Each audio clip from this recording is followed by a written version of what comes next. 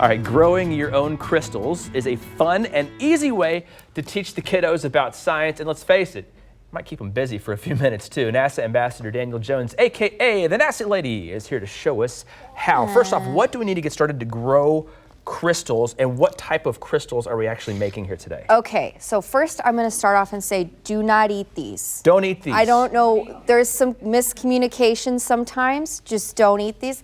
So what you need to make crystals is crystals. So in this instance, we're going to use borax, which it looks like a powder, but it's actually really fine crystal. Okay. Then we're going to do a 2-to-1 ratio with water. You're going to boil it. I didn't want to do it because it would melt the cups. We didn't have time to cool it down. Clean it up and everything, you know. Yeah. And with our history of food dye. So you're going to dissolve it, and it's going to look like this, just clear like water. Okay. Once you dissolve it. So a lot of people would have borax at home, like in the laundry room and stuff like that. It's a great laundry booster. You can use it for all kinds of stuff, and it's inexpensive. Cool. And of course, you can use salt, sugar, anything else, but the crystals take way longer to grow. Okay. So what you're going to do is you're going to pour the solution into cups. I put some food coloring in here, and you can kind of pick whichever color you want. Okay. And of course, it'll look like that. I say the more food coloring, the better.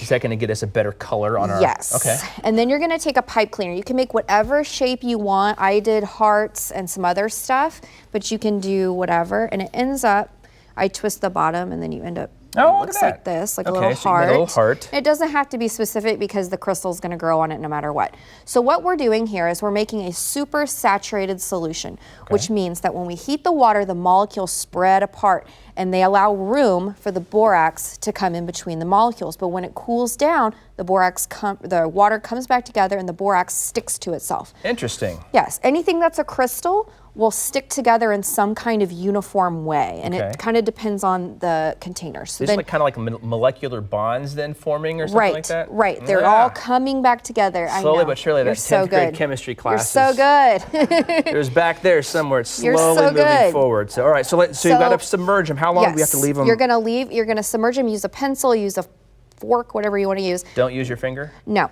And try not to have it, you can sit there overnight if you want. Okay, so we have to let them sit overnight? Yes, you have to let them sit at least overnight one night, and I'll show you the ones I did over one night. But you can leave them as long as you want. I suggest, I learned through kind of process of failure that these cups were too small. Yeah. So you need to make sure it doesn't touch the edges, otherwise the whole thing turns into a giant crystal. Oh, because it'll form whatever it... Oh, exactly, and it's going to form whatever you put in here, it will form. So that's why you need that pencil, and don't do what I did, just leaning on the edge of the cup. Real quick, let's look at some of these finished ones over here. Then you end up with this, and they're pretty. They're gorgeous, and like I said, don't eat them. You can make ornaments. We did trees for Christmas. Yeah. Or you can take a ceramic figurine, like my daughter did, and submerge it, and they all will stick to here, and you can paint it with some, water soluble paint. And very cool. I love the colors that pop on it. It's very neat. One other thing I wanted to talk about was, unfortunately, this week we lost the passing of one of the amazing people at NASA with Katherine Johnson. Of course, she was honored in that film Hidden Figures in 2016. Taji P. Henson, played her.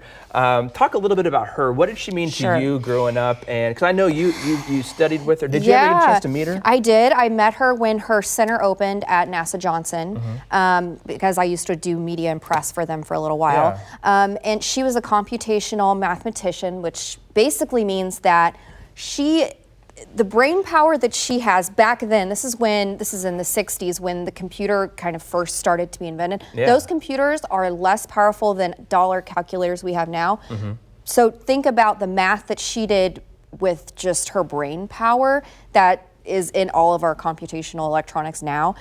She's one of the most intelligent mathematicians we've ever seen. She's the reason that all the Apollo missions succeeded the way they did. And the fact that John Glenn had her double check, the computer's calculations before he orbited the Earth is crazy. And keep in mind, this is back when, women were not at NASA at all, and especially people of color at all were segregated completely from the entire building at NASA Johnson. So please watch this movie if you haven't. It's a great movie. I've sat down and watched it a number of times, and I just love every part about it. I mean, it's a fantastic film if you haven't had the chance to see it. So, well, Danielle, thank you for being here. Thank you for all the fun science crystals we have here. And again, the lovely tribute to Miss Johnson. She will truly be missed. Thank you very much.